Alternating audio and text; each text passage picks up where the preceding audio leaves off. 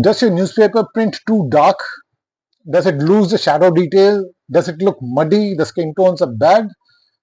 Maybe the problem is actually there's too much ink in the design. So this is where we have to analyze TAC. Now, what is TAC? TAC actually means the total area covered.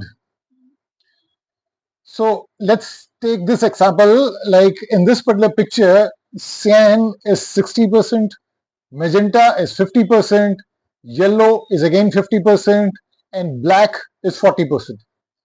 So all this percentage is actually coming into the same spot. So we total up the percentage of all the colors being mixed, then we'll find it is almost 200. So this photograph has got a TAC of 200%. So here's the actual issue. The newspaper cannot handle high ink coverage.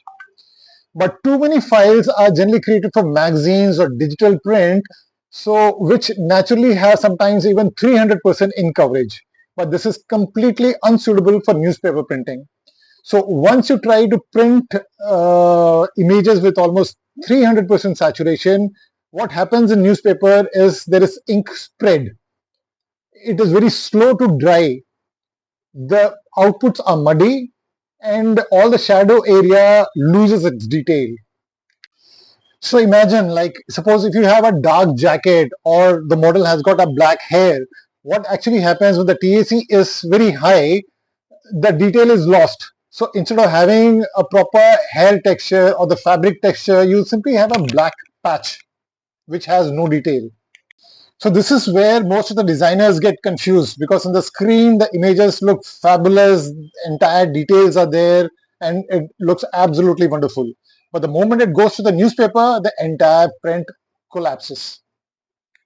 So what is the correct methodology?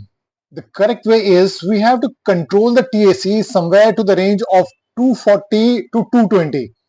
Then what happens is that you'll have a clearer output. There won't be any smog, the ink will not spread, the shadows will be clear, and the retention will be much better. So good prepress is not about adding more color. It is about controlling the ink intelligently according to the paper which is going to be used and the print conditions. So objective is not that the figure should look fabulous in screen. The idea is it should look fabulous in the print, once the printing is done, because we are designing for print, not for screen. So if you found this video helpful and useful and informative, then please do subscribe and like this video, and also share this video with your colleagues so that they get the basic information about how to make great pre-press newspaper ads. And if you want, you can also forward your artwork to us. We can analyze it free of cost for you and give you pointers and suggestion how you can improve and optimize it for the newspaper conditions. Thank you.